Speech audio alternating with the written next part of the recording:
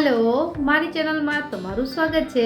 આજે બનાવીશું શિયાળામાં ખાવાની મજા પડે એવી દેશી પદ્ધતિથી બનતી અડદની દાળ અને ઘઉં બાજરાની ભાખરીની રેસીપી। તો ચલો રેસીપી શરૂ કરીએ। અને રેસીપી પસંદ આવે તો વિડીયોને લાઈક અને ચેનલને સબસ્ક્રાઈબ કરવાનું ના ભૂલતા। પ્રથમ આપણે અડદની દાળને બાફવા માટે રાખી દઈશું। તો મેં 1 કપ અડદની દાળ લીધી છે, જેને આપણે કુકરમાં નાખી અને 1 થી 2 વખત પાણીથી સાફ કરી લેશું અને પાણી કાઢી અને ત્યારબાદ અહીં આપણે 1 કપ અડદની દાળ સામે આપણે 1/2 કપ પાણી ઉમેરીશું અને હવે આ દાળને બાફવા માટે આપણે મીડિયમ ગેસની ફ્લેમ પર 2 થી 3 સીટી કરવાની છે। દાળ બાફતી વખતે બીજી કોઈ વસ્તુ ઉમેરવાની જરૂર નથી। જ્યાં સુધી દાળ બફાય ત્યાં સુધીમાં આપણે ઘઉં બાજરાની ભાખરીનો લોટ બાંધી લઈએ। તો અહીં મેં 1 કપ જેટલો બાજરાનો લોટ લીધો છે, જેને આપણે એક વાસણમાં ઉમેરીશું અને એ જ કપના માપથી આપણે ઘઉંનો લોટ લેશું, જે ભાખરીનો આપણે લઈએ છીએ એવો થોડો કરકરો। અને ત્યારબાદ હવે સ્વાદ પ્રમાણે મીઠું અને મોણ માટે 1 ટેબલસ્પૂન જેટલું તેલ। હવે આ બધી વસ્તુને સારી રીતે મિક્સ કરી દેશું અને ધીમે ધીમે પાણી ઉમેરતા જઈને આપણે લોટ બાંધવાનો છે। આ જે આપણે ઘઉંની ભાખરી બનાવીએ એવો એકદમ કઠણ લોટ નથી બાંધવાનો। આ લોટ છે રોટલી કરતાં થોડો કઠણ અને ભાખરી કરતાં થોડો ઢીલો બાંધવાનો છે, કેમ કે બાજરાના લોટમાં બાઇન્ડિંગ બિલકુલ નથી હોતું। એટલા માટે જો તમે એકદમ કઠણ લોટ બાંધશો ભાખરી ફાટી જશે। તો આપણો લોટ છે ધીમે ધીમે પાણી એડ કરતા જઈને બંધાઈ ગયો છે અને મેં 1 કપ પાણી લીધું હતું એ પ્રમાણે અહીં થોડું પાણી હજી પણ બચ્યું છે। તો આપણે અત્યારે આ લોટ છે એમાંથી તરત જ ભાખરી બનાવી લેશું। તો અહીં મીડિયમ સાઇઝનો લુઓ લઈ એની સેમી થીક ભાખરી વણી લેવાની છે। તો ભાખરી છે તમે જોઈ શકો છો વણાઈને તૈયાર થઈ ગઈ છે। હવે આપણે આ ભાખરીને શેકી લઈએ। તો મેં અહીં પહેલાં તાવડી છે ગરમ કરી લીધી હતી। ભાખરી કરતાં પહેલાં તાવડી એકદમ ગરમ કરી લેવી અને એમાં આપણે એને એક સાઈડ શેકાઈ જાય એટલે પલટાવીને બીજી સાઈડ પણ આવી રીતે શેકી લેશું।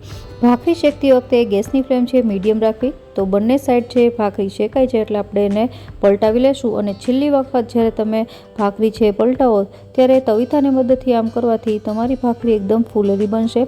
તો તમે જોઈ શકો છો, હું તમને પલટાવીને બતાવું તો એકદમ સરસ ભાખરી ફૂલીને તૈયાર થઈ ગઈ છે। તો આપણી આ ભાખરી તૈયાર છે। આ જ રીતે બીજી બધી ભાખરી બનાવી લેશું। અહીં આપણે જે ભાખરી બનાવી છે ઘઉં અને બાજરાની મિક્સ છે અને બાજરો એકદમ ડ્રાય હોય છે, એટલા માટે ભાખરી જ્યારે ગરમ ગરમ હોય ત્યારે જ ઘી લગાવી દેવું, જેનાથી ભાખરી છે ચવડ ન થઈ જાય। તો આ જ રીતે બધી જ ભાખરી તૈયાર કરી લેશું। હવે જે તાવડીમાં આપણે ભાખરી કરી છે તો એ તાવડી ગરમ જ છે, તો એમાં આપણે મરચાં શેકી લઈએ। તો અહીં મેં 3 મરચાં લીધા છે, જે મીડિયમ તીખા છે, જેને આપણે વચ્ચે કાપા પાડી અને મીઠું અને ધાણા જીરું ભરી લેવાનું છે। ત્યારબાદ એ બંને વસ્તુ ભરાઈ જાય એટલે આપણે તાવડી ગરમ છે એમાં જ આ મરચાં શેકી લેશું। તાવડીમાં આ રીતે મરચાં શેકીને બનાવવાથી એનો સ્વાદ એકદમ મીઠો આવે છે।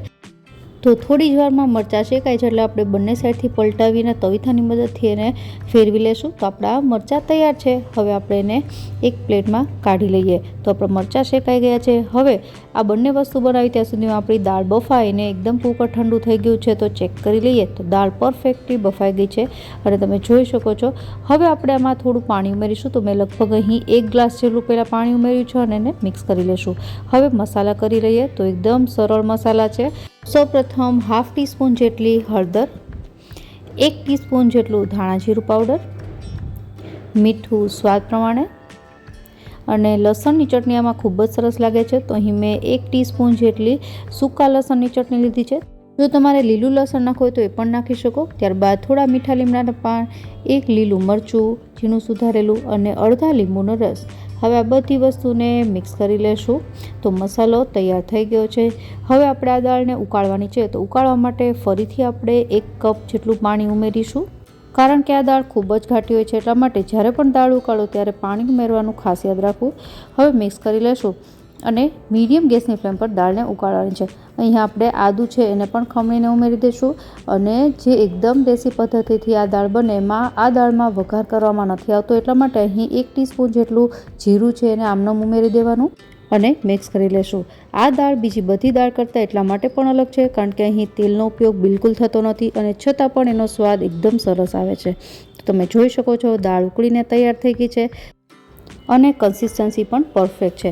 તો હવે ગેસ બંધ કરી દઈશું અને થોડા કોથમીરના પાન ઉમેરીને મિક્સ કરી લેશું। તો આપણી પાસે ઘઉં બાજરાની ભાખરી, શેકેલા મરચાં અને અડદની દાળ તૈયાર છે। આપણે એને સર્વ કરીએ। તો મેં અહીં ખીચિયા પાપડ, ડુંગળી અને છાશ સાથે સર્વ કરી છે। આશા રાખું રેસીપી તમને જરૂરથી પસંદ આવી હશે। ફરી મળીએ નવી રેસીપી સાથે, ત્યાં સુધી બાય બાય।